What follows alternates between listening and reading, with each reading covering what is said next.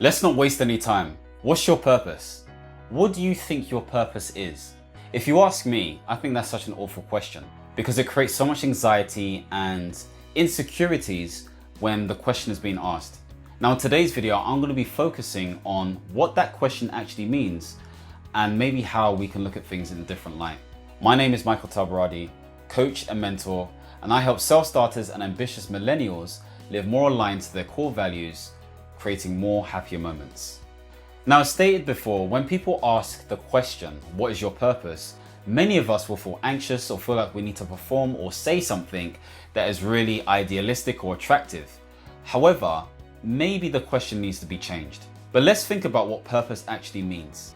Purpose is defined by Google as the reason for which something is done or created or for which something exists. It's also defined as a person's sense of resolve or determination. In addition, it's also defined as have as one's intention or objective. Now, the words that really stand out to me is resolve and intention. And so thinking about that, a better question may be, who do you want to be and why? Now, thinking about that carefully, it was Nietzsche who once said, he who has a why knows how. Now, there is a famous psychologist known as Viktor Frankl, and he wrote a fantastic book called Man's Search for Meaning, so you should definitely check it out.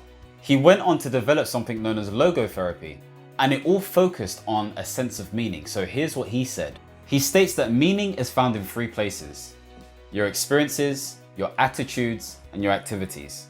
In other words, if you reflect upon your life and you ask yourself the right questions, you're more likely going to get a deeper sense of meaning. Now, he also states that you can get closer to your ultimate sense of meaning, but you'll never actually fully realize it. And so it's always going to be a progressive journey. Now, if we move away from Western thinking to more Eastern thinking, the Japanese developed this concept known as ikigai, which basically means a reason for being.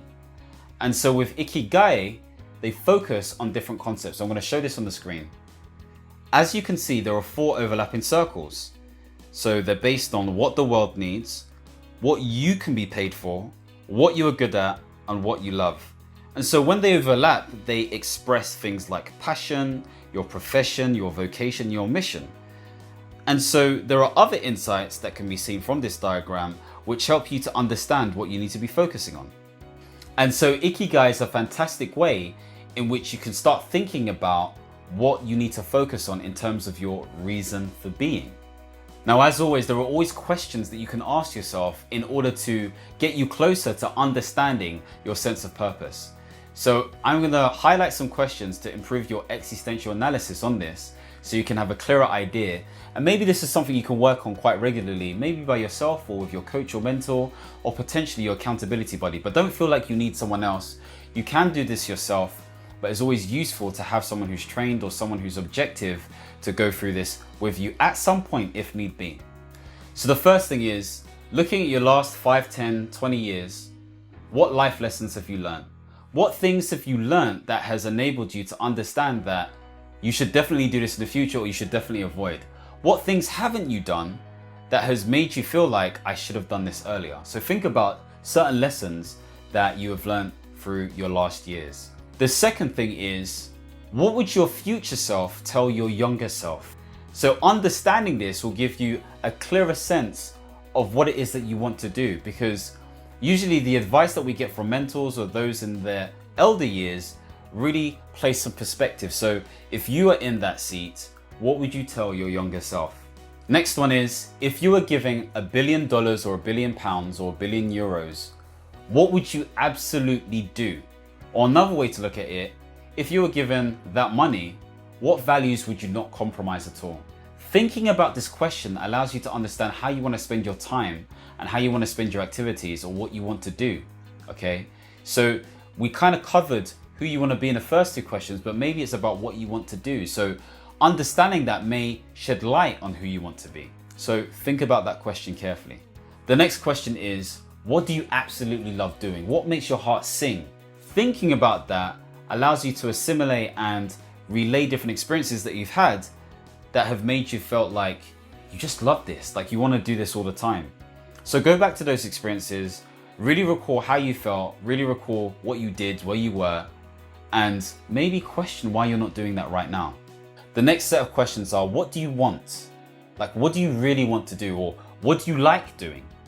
Okay, sometimes it's about preferences. There was a study that showed that if we removed a specific area in our brain and we didn't have the ability to feel, we won't be able to understand our preferences, and so it'd be much harder to make decisions. And so these people who had been subject to parts of their brain being damaged that contributed to choice and preferences took a long time to make decisions.